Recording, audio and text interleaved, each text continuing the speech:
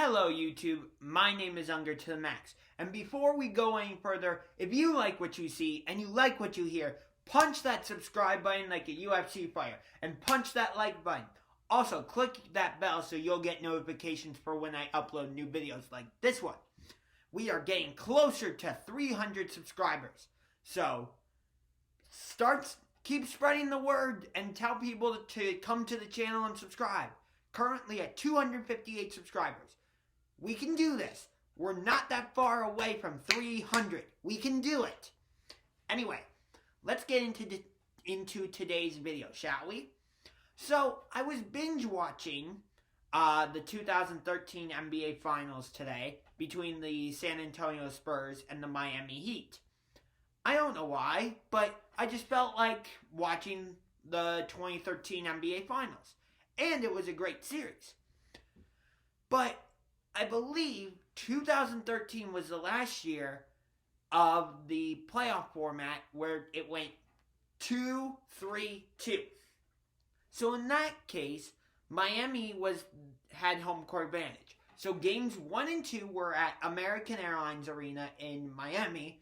Games 3, 4, and 5 were at AT&T Center in San Antonio. And then games 6 and 7 were back at American Airlines Center in Miami. I believe in 2014 was when they switched to 2-2-1-1-1. And in 2014, it was the same series between the Miami Heat and the San Antonio Spurs. Except this time, home court advantage was flipped. So San Antonio had home court advantage, meaning that games 1 and 2 of the 2014 NBA Finals, games 1 and 2 were at AT&T Center in San Antonio. Games 3 and 4 were in Miami. And Game 5 was in San Antonio. Because the 2014 Finals only went 5 games. Have you noticed that usually, if a series happens 2 years in a row, the second year usually isn't better? Of course, 2016 NBA Finals would be an exception to that because 2015 ended in 6 games with the Golden State Warriors hoisting the Larry O'Brien Trophy on the Cavaliers' home court. But then in 2016, we returned the favor and came back from a 3-1 deficit to defeat the Golden State Warriors. And then Kevin Durant had to be like, nah, I'm going to ruin this whole thing. He joined the Warriors, and then 2017 and 2018, the finals just stunk. So, yeah, the parity rule still holds true. Anyway, so I like the new playoff format of 2-2-1-1-1. It doesn't give either team a distinct home advantage. Yes, the team that is the higher seed is going to have 4 home games compared to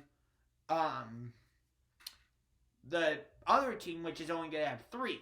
But still, at the same time, it kind of levels the playing field, if you will.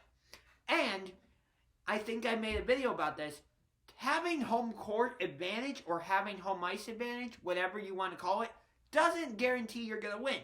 Look back at the 2019 Stanley Cup Final.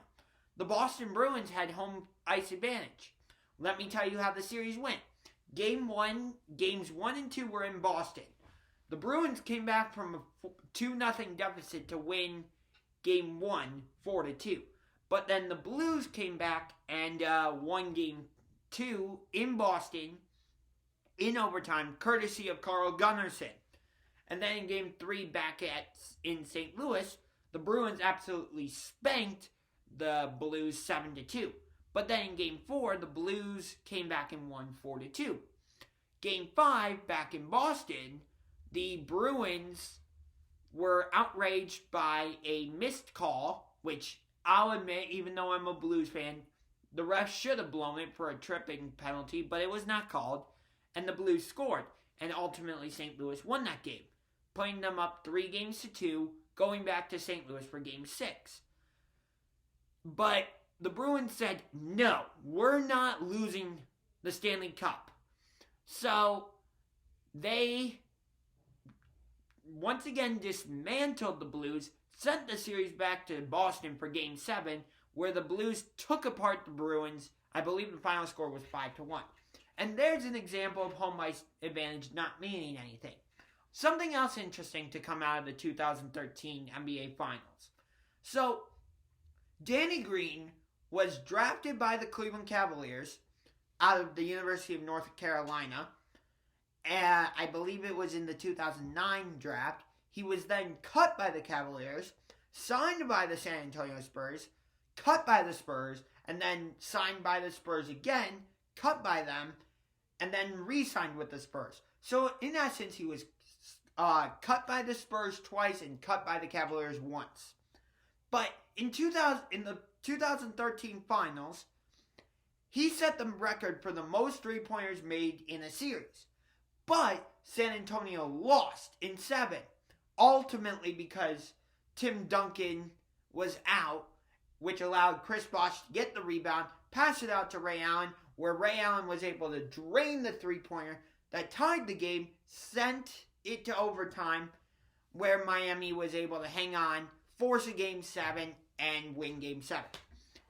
But, yeah.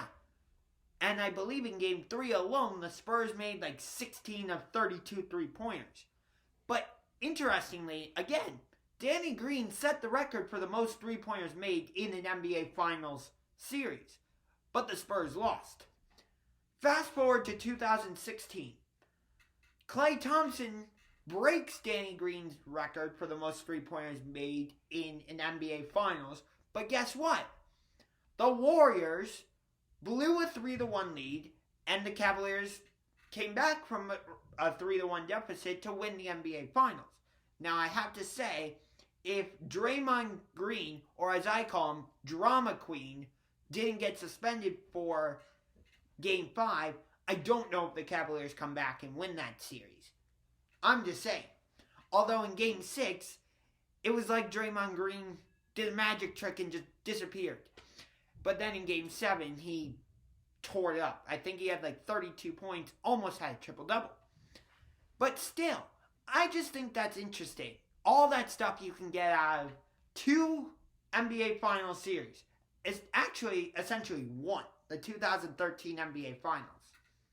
So that's going to do it for this video. Hope you enjoyed it. If you did, punch that like button like a UFC fighter. Punch that subscribe button. And like I said, click that bell so you'll get notifications. We're almost at 300 subscribers. Let's get there. And let's go for 400 subscribers. And then 500, 600, 700. Let's expand this channel. Maybe one day we'll get to 1,000 subscribers. Boy, would that be something.